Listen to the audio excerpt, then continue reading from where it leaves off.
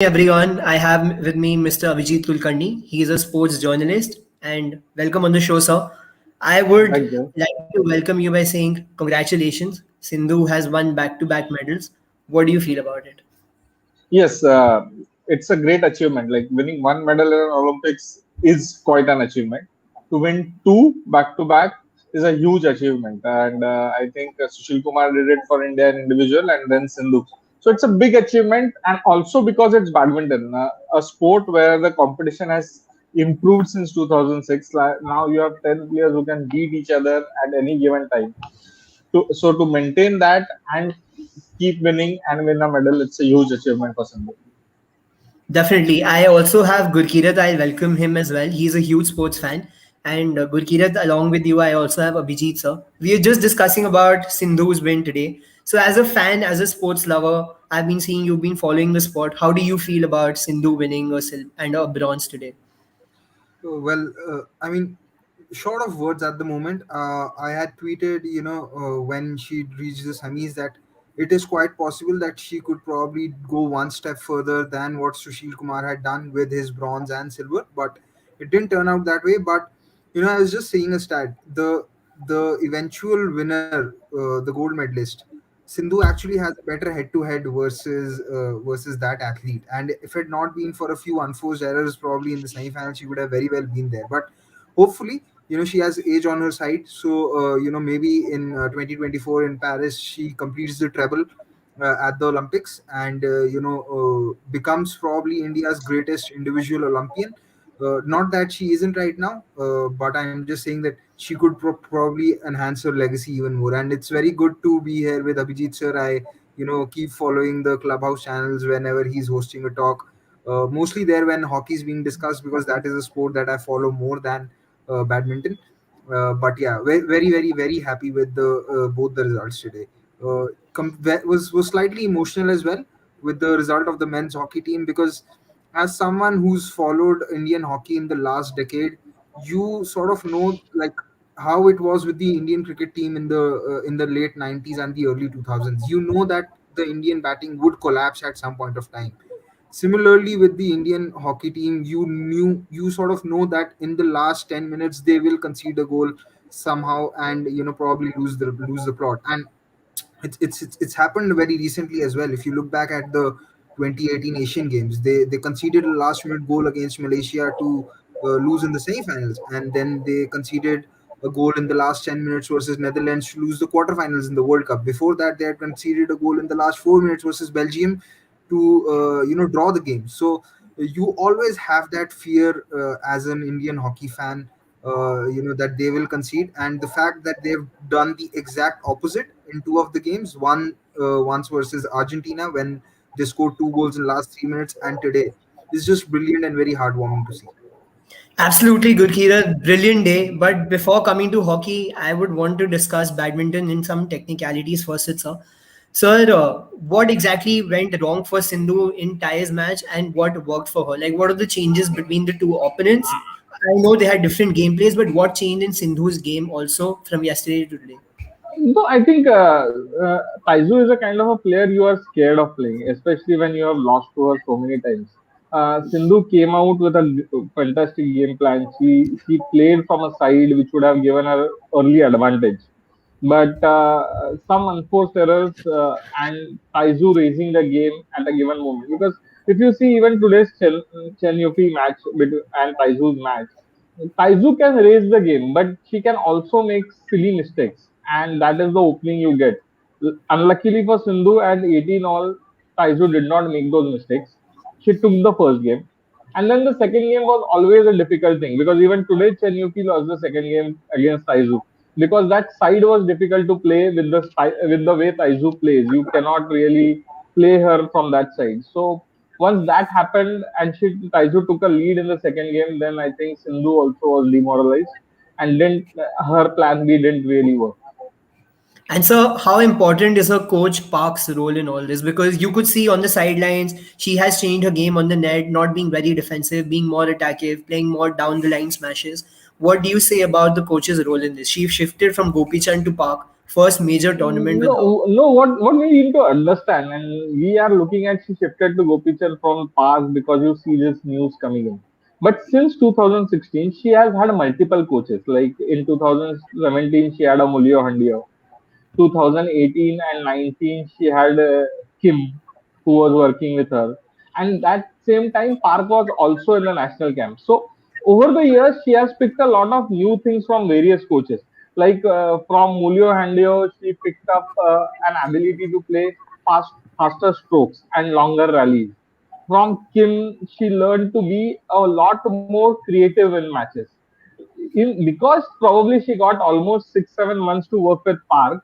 What we saw is a lot of new strokes that she brought in, and those new strokes really work. Yes, against Aizu they didn't work, so we can be critical about it. But those new strokes worked. They worked against Akane Yamaguchi, and today those cross-court smashes really worked against Edinja. So I think it's not just Park. Over the last 4 years, she has worked with various coaches, and when you work with various coaches, then you get a lot more creative in your game, and that really is helping. So, since you're discussing badminton, I'll also like to mention our men's doubles pair. It was their first Olympic experience. They won 2 out of 3 matches, and in a usual case, if you win 2 out of 3 matches, you usually progress. They had a tough group. It was called a group of death, etc. How good was their performance, or what is your take on them, on Chirag and Satwik? It was exceptionally good. Let's be very frank, it was a very difficult group. The pair they beat in the first match went on to win the gold medal. So it was always going to be difficult. But they also said that they thought that winning 2 matches could take them through, because everybody thought that the Indonesian world number ones will win all their matches. It did not happen, but I think it's great experience. It's also very positive reinforcement from doubles in India. A pair from India can actually do this. Since Jwala Ashwini, no, we didn't really have pairs who could raise the bar. So it's a very good advertisement for men's doubles in India. Now, how do we build from there is something that BAI has to think. Absolutely huge plus point, I would say. Sai Praneeth performance was a little bit on the disappointing side, I would say. There were a lot of expectations. I wouldn't say a medal expectation, but much more expectation at individual levels from himself. So, It was, what would you let's say not about? call it let's not call it disappointing. It was completely below par. You cannot be not qualifying from your group. Okay, I can understand having one bad match, but you losing both your matches without winning a game? No, you are not good enough But there. sir, it's always tough. Before you know you start your match, you know you there's no chance of qualifying, irrespective of how closely you win. This happened with the doubles pair. This happened with Sai as well. Yeah, but the doubles pair still won. Correct. Absolutely. It's a stage where you have to show that you deserve to be there, right? Gurkirat, at such stages, when you know that the match you're playing will not have an impact on the qualifications or you progressing in future tournaments, how is Olympics important for other athletes right now? See, you are going to get these scenarios in a lot of sports where it's not only Olympics where this happens. You have group stages at a lot of other world events in a lot of other sports where you know that regardless of how you perform, you might still not progress. So you still have to give it your all, because you're not just playing for yourself. You're sometimes in a team sport playing for the other 10 players, or maybe 4 players, regardless of what team is it, or 6 players if you're talking of volleyball.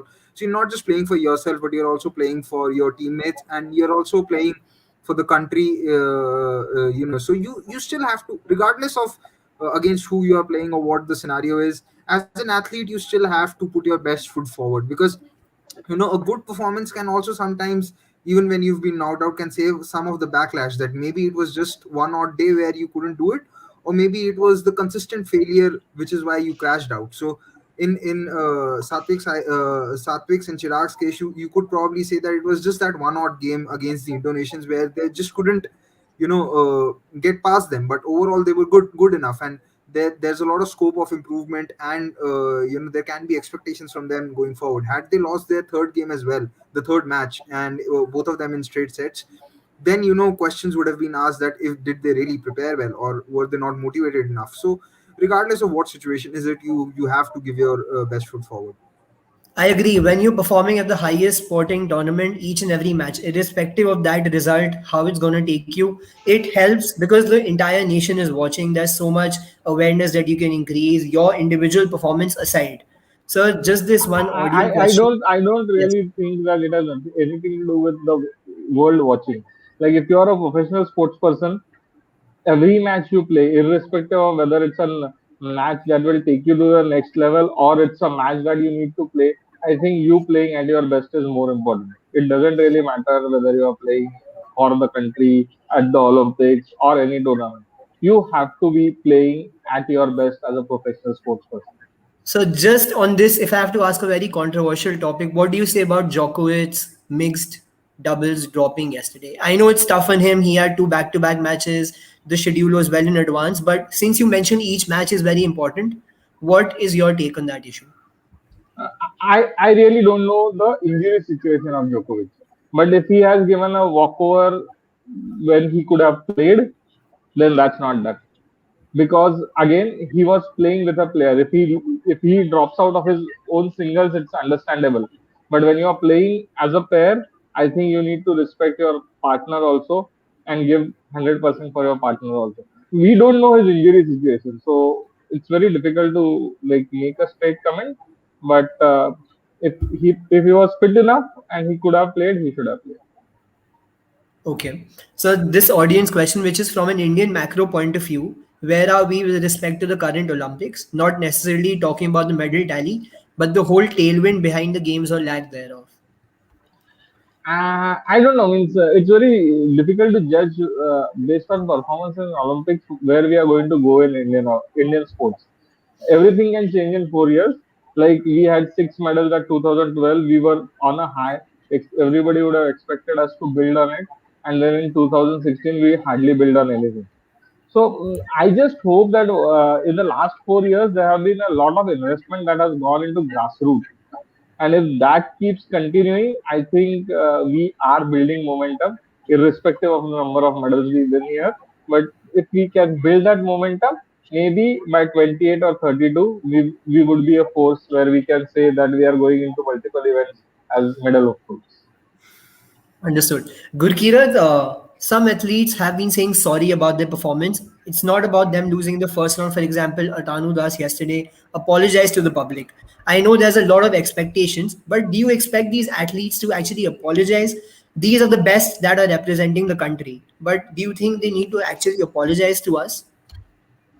I think apology should only come if they feel, or if someone has felt that they've not given their 100%.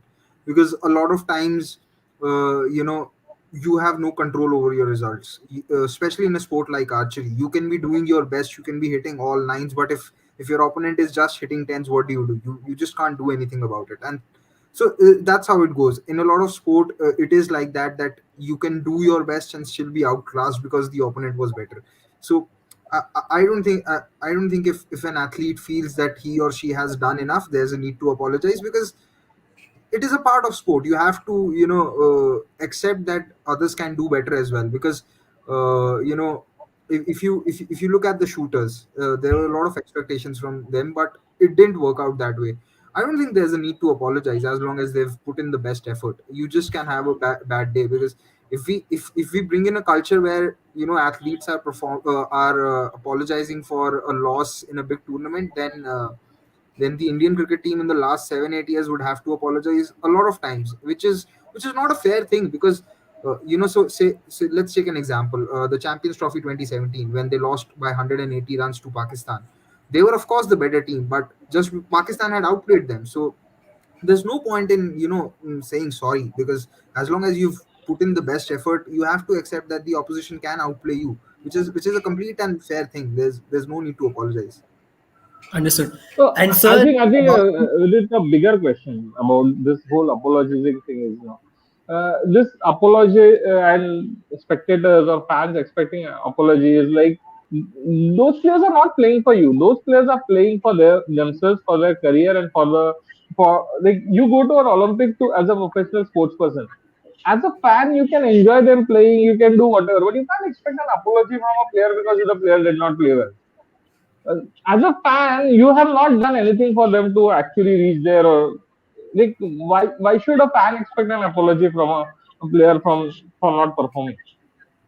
Sir Exactly. I And see, absolutely agree with you कि apologies sir पर India में क्या होता है किसी को भी भगवान बना देते हैं अगले मोमेंट वहीं गिरा देते हैं एंड जितना ट्विटर चल रहा है ना all these keyboard warriors they are giving so much anger so much abuse so I would say constructive criticism expressing your disappointment if you're very passionate is fine but when it resorts and shifts towards anger towards abuse it is very negative it doesn't portray the right sentiment what is your take on that No, but as a sports person, if you ever become a sports person, or rather any public figure, you have to live with it. You cannot control people talking. You just have to learn to ignore it and live with it. I think so. When you do well, you will get like people will be like you are the greatest thing to happen in the world. When you lose, people will be angry and abuse you. You just have to ignore them. You can't help it. Gurkirat, any different point of view on this? see, as far as I'm concerned, I draw a line. I have said it a lot of times on my Twitter, on wherever I've spoken, that I don't consider people who abuse a sports person or his or her family as genuine fans. You can criticize all you want. It's perfectly fine, because I think criticism also comes from having the passion for the sport, and you need passionate people to follow the sport. Because see, uh, there are three kinds of fans for any and every sport. One is, people like Abhijeet sir, who follow the sport very closely, who know the intricacies of the game. Then, if you're talking about a sport like badminton, then or hockey, there are people like me who follow in between. And then there are others who just, follow when there's a big event, there's a World Cup, or there's an Olympics. So the number one category of the fan will always stay, right? It is the category 2 and the category 3 kind of a fan which makes a sport bigger, and makes it what it is.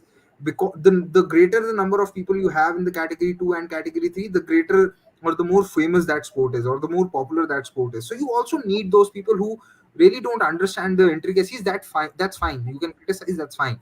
But what I have an issue with is the abuse, and this is something I've always spoken of. Because also, if you truly understand sport, any sport is very inclusive. There aren't any boundaries when you're playing a team sport. Everyone is equal. And abuse is something which borders, or probably has its background or has its foundation on creating a sort of an exclusivity. So abuse and sport really don't go together in any way, whether be it from a player or whether be it from a fan. So I have always said that if a player, you spoke of Djokovic, if or there have been also examples of Nick Kyrgios on the tennis court. So if a player abuses on the field, I think, as long as he or she is able to say after the game that maybe, okay, I apologize for my actions, that's fine. But promoting any kind of abuse towards anyone doesn't really help in any way. Some very valid points raised, Gurgeet. One, that sport has to be inclusive. And second, you mentioned the three subsets. And I believe that no subset can exist without the other. For the number one experts, you need fringe players like the general public for the sport to grow. And Yeah, each because player even starts from subset three. मतलब like जब पहली बार मैं कोई sport start करता हूँ मैं उसको basic से ही स्टार्ट करता हूँ if it's a new sport and gradually if you be continuous you shift one level up and then you become experts so now, see, for we are having experts this chat.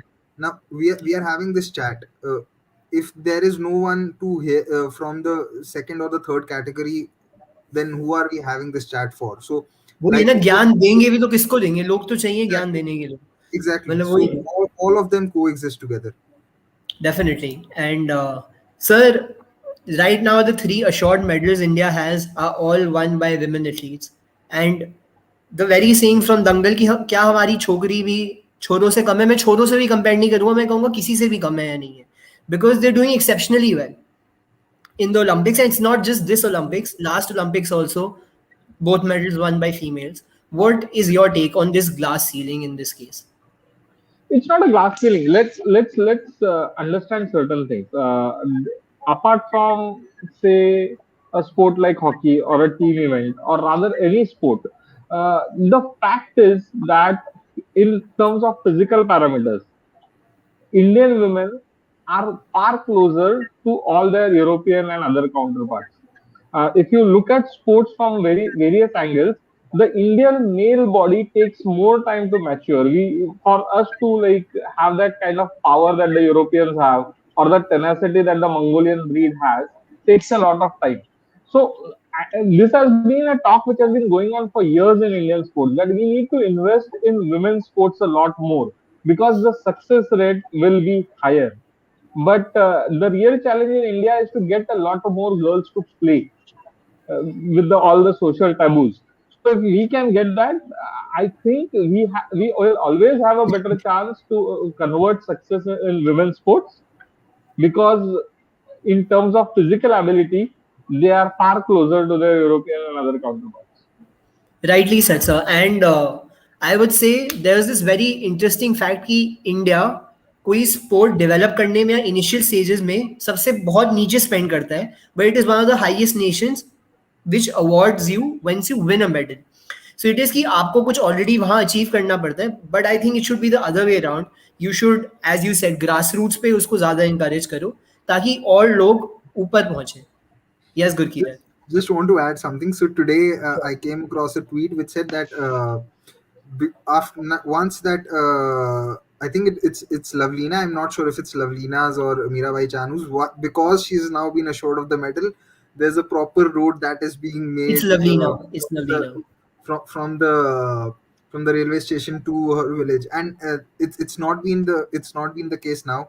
I remember Rahul Dravid had mentioned about this in back in 2011 in his Bradman oration speech, which when he said that there was not a road from the nearest railway station to Bharuch, to which was Munaf Patel's village, Yeah. because people had started to come to take his interview. That is when a road was built from the nearest railway station to Munaf Patel's village. So it is unfortunate. It's not something that we should be very happy about, and we should be taking pride in, because these are the most basic facilities that we need to provide, not just to sports persons but to citizens, because only when you provide some basic facilities to the citizens can they think of taking up sport.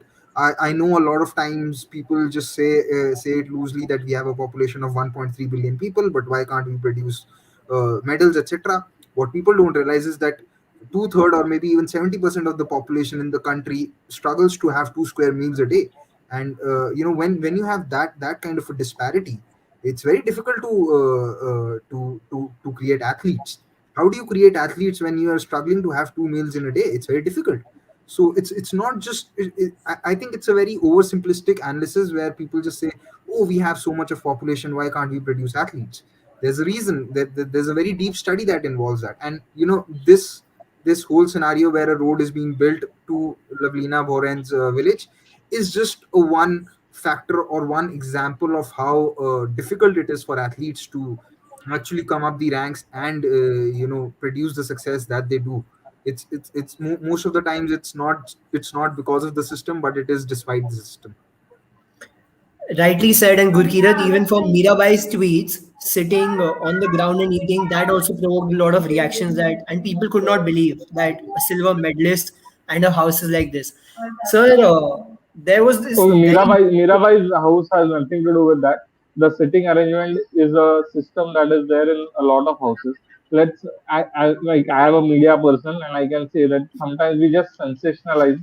It is not always like there was a player in badminton, and everybody used to tell me farmer's son, and there were about 20 stories written about a farmer's son. Just that the farmer had 100 acres of land. So we need to understand these things. So there are certain cultural things. There's also a trend of romanticizing poverty. Yeah, yeah. yes, Had it not been for that, I don't think Slumdog Millionaire would have won the Oscar.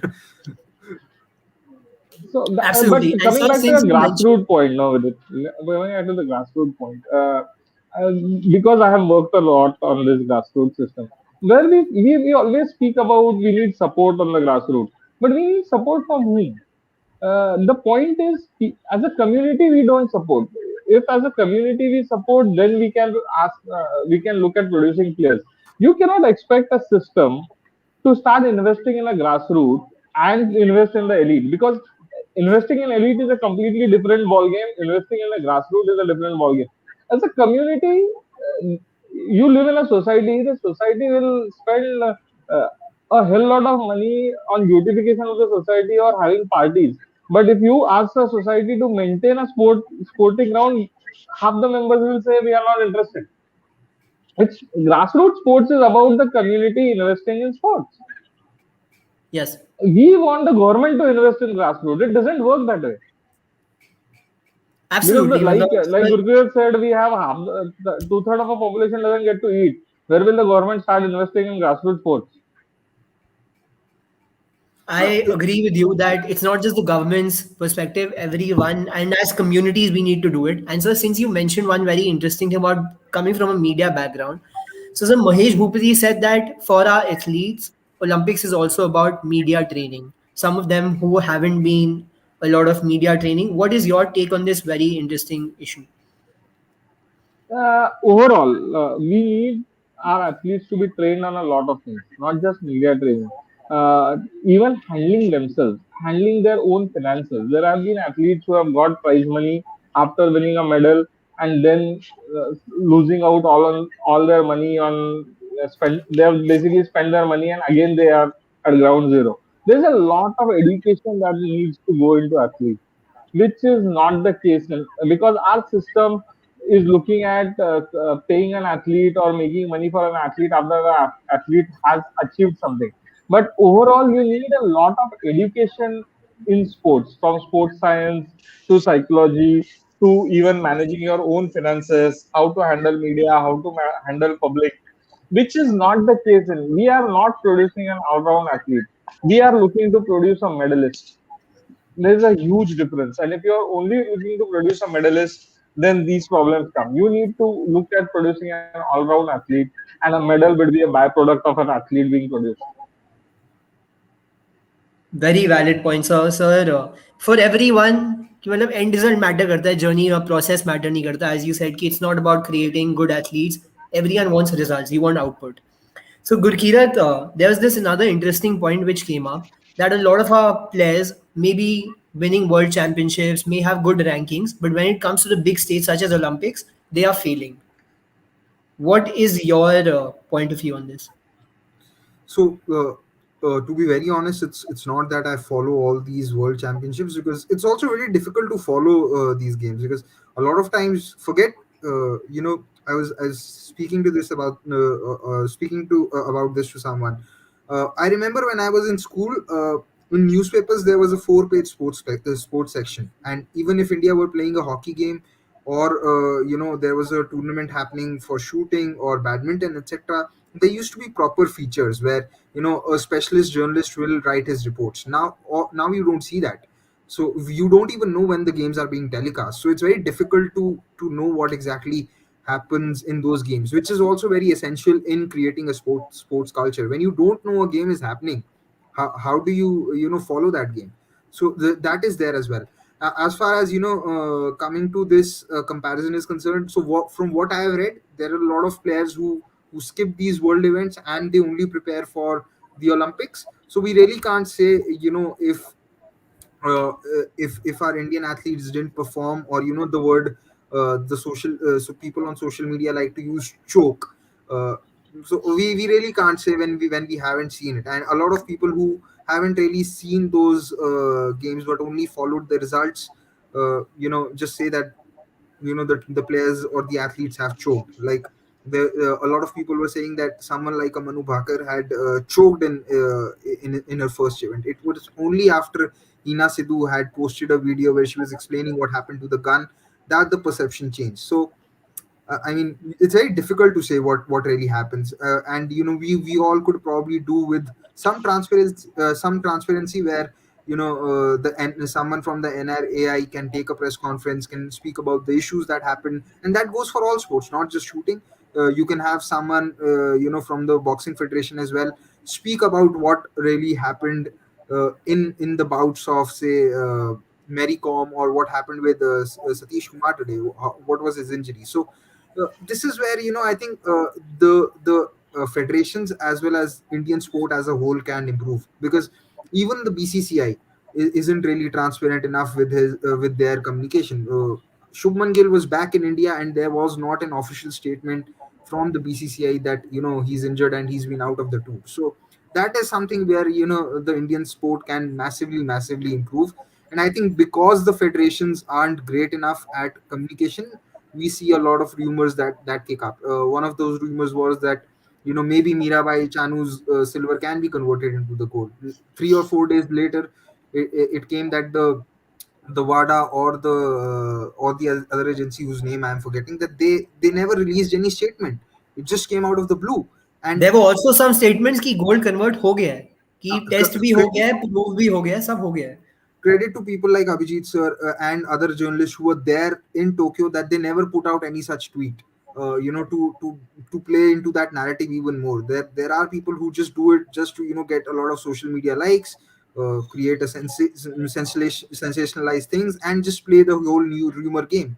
And it's something that I really don't like about Indian sport. And just relating what you said right now कि अब जो third subset की बात कर रहे थे which is the uninformed people, उनके लिए इट्स वेरी इजी टू सी, अरे ये रैंक 1 है, ये रैंक 8 है, तो ये मैच तो जीतना ही चाहिए, या ये अपसेट हो गया है. And we don't know if that player was injured probably for last 2 years. They haven't played any competitive tournament. They don't know about head to head. They don't know anything about the player. And that's why this ranking or lack of transparency is causing an issue. And It's sir, not No, only finally, ranking. really, this is nothing to do with lack of transparency. Let's be very frank. It is about knowledge. So, if I like 2016 is an Olympic year, I will not expect any of the top players in the world to perform anything in 2017 because they have peaked in 2016 and they are not going to be at their best. That is when if your lesser players are going to win. And then suddenly, because they won in 2017, you are going to tell me that 2018 Asian Games they did not win a medal. It has nothing to do with transparency. It is a lot to do with knowledge.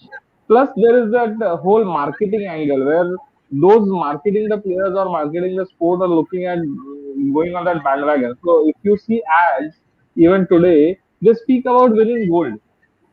Like 10 players are speaking about winning gold. Out of those 10, 7 have just qualified with pass marks. So it's a narrative that has nothing to do with the federations. It is the marketing gimmicks which have been working. Like when uh, I think that sprinter Hima Das won those 5 events. The whole competition in those 5 events was worse than the nationals, but we made it look like she was winning international events. So I think yes, as a media guy, probably we are also guilty at not giving enough exposure to the facts, but with the social media, it's very difficult to put out the facts. Like this whole Mirabai Chanu thing. Before the actual media guys who cover sports say anything, it was all over social media and people had bought into that narrative. yes, So sir. that's So being bought challenging. into the narrative, as you said, jumping on the bandwagon, that या तो media से हो रहा है, and some media players are also responsible for it. But it's जो जैसे common है, WhatsApp University is spreading all across. Yes, Gurkirat. There's also a difference between seeding and rankings. No, Rafael Nadal was not seeded number one at this year's French Open. So people also need to understand that seeding can be affected due to a lot of factors. Maybe because you've not taken part in the previous events, or you're coming from an injury, etc., etc. So I mean, just wanted to put that part out, that there's True. when like sir mentioned, when there isn't enough knowledge, there is a lot of confusion, and confusion just leads to a a lot of narratives and things being believed without any introspection. Yes. And sir, last question for you. Indian hockey has qualified into semis after 49 years. We beat Great Britain 3-1. What is your take on this? And Gurkirat, I'll end it with you on this because I know it's a very emotional subject for you. So, yes, sir, please. I think the high of Indian hockey team reaching the semi-finals is bigger than even Sindhu winning a bronze. Because to an extent, Olympics was synonymous to hockey. For all of us who have grown watching sports, Olympics was always synonymous to hockey. So when the hockey team starts doing well, you actually start feeling good about Indian sports, especially at the Olympics. So I think the mood of the nation depends on a lot on how hockey does.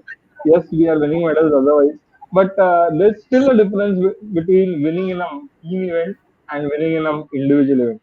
A team event really takes your emotional quotient really high, and that is what is special about hockey. I hope hockey wins a medal because that can really change the Olympic scenario in this country. Gurkirat, Yeah, I mean, like Sir mentioned, it is a very big high, especially, if you consider that it wasn't very long ago that we had failed to qualify. It was just back in 2008, just four Olympics ago, where we had failed to qualify. In 2012, we had finished 11th. We were not even the Yeah, top 10. So from there to here, where you are in the top four, it's a huge thing, and it's come after a lot of setbacks. It's come after a very poor showing in the 2010 World Cup, where we were the hosts. We had only beaten Pakistan and obviously, just managed to finish, I think, seventh. The 2014 World Cup, where we didn't, where I think we had finished eighth. And in 2010, also, people were excited about it, but we had lost very badly to Australia in the Commonwealth Games. So after all that, and especially the disappointment of 2018 Asian Games, where we failed to win the gold and had to play the qualifiers to qualify for the Olympics, and then losing to Netherlands in the quarterfinals, where we were actually ahead by one goal. So it's a huge turnaround, and like I said, it's not that there have been all easy games. You look at the first game against New Zealand; it looked like that India will concede a goal and draw the game. That didn't happen. Then you look at the game versus Argentina. It looked like a sure shot draw until the last 5 minutes, from where India scored two goals. Then you look at today, it did look like at a point of time that India will concede, and it would be 2-2, or it could even be 3-2. But the turnaround was immense, and I think a lot of credit should also go to India's previous coach, which was Harendra Singh, because if you look at the players who've done well, they are the ones who were instrumental in the 2016 World Cup win. There was Gurjant Singh, there was Mandeep Singh, there was Harmanpreet. Then you look at the 2018 World Cup and you see the players. Someone like Hardik had just played 8 games going into the 2018 World Cup, and you see how well he has done. Someone like Nilakanta Sharma, if you look at the Indian midfield, apart from Manpreet Singh, there isn't a single player who's played 100 games. All of them are newbies, and my biggest fear was that India might miss someone like Chinglan Sana in the midfield, but it didn't happen. And after the Australian game, I felt that India are going to miss someone like an Akash Deep Singh, but it didn't happen. Simranjeet has done so well. Dilpreet, he was a nervy young man in the 2018 Asian Games or the 2018 World Cup. He had missed a lot of goals in 2018. He'd missed one or two goals in the quarterfinal itself versus Netherlands. So, and from there to playing the way he did today, then versus Australia as well as versus Argentina, you see how much these guys have grown, and it will tell you a story. Look at Varun Kumar, and a lot of credit should also go to Graham Reed for taking the very bold call of dropping Birendra Lakra. He's one of the four players who's played more than 200 games in the squad, but he's not been in form. He was not able to clear the last line defense, which he's been so good at for the last 7 8 years. So from there to reaching here is a magnificent turnaround, and I don't think any Indian hockey fan could be any more happier than what they are today, because this is a win which has come after a lot of setbacks, and which has come after a lot of agony. Let me put it this way. So it's a day to celebrate for Indian hockey. Hope we don't get too ahead of ourselves, because Belgium is a very good team. They are actually the world champions of the last World Cup, and despite that, there's a lot of heart that we can take from our previous performances versus Belgium in since the last 3 years. India was the only team that Belgium didn't beat in the 2018 World Cup. We were leading 2-1 until until the 56th minute, and in the last 5 games we've beaten Belgium 4 times. So it's a game to look forward to. We should be hopeful, but at the same time not be overconfident. very valid points, Gurkirat, and you mentioned a lot of players. Specifically for today's game, if I have to call Lakra, the most experienced player out there, dropping him. But sir, just ending it, how good has Shrijesh been at the goalkeeping line for India? Just this last question and then we end. Srijus has been good for like years now. Srijus has been one of the reasons why India has been competitive in a lot of matches. The 2014 Asian Games gold was because of Srijus. So Srijesh has been, and the biggest part about Srijesh is he's a motivator. So he leads the team quite well. Probably Hockey India made the mistake when that Australian coach who helped us win the 2014 Asian Games gold was let go due to internal issues, and we had to again rebuild. Thankfully, Harendra took over, and then Reed came, who has continued what has happened. Because in Indian sports, a lot of times that continuity doesn't happen, and thankfully that continuity has happened. And when there is a continuity, then only results come. So that's a very important thing, and thankfully these coaches have worked together and they have respect for each other, so that continuity has been maintained, and those results are showing now. Yes, so looking forward to India's match against Belgium. India's women's hockey also qualifying for the quarterfinals, their match against Australia. A very exciting Olympics is still left for us. Thank you for coming on the show, Sir and Gurkirat. It was great talking to you. Thank you so much. And to all our Thank you, viewers, please continue liking and subscribing to our content. Thank you. thank you.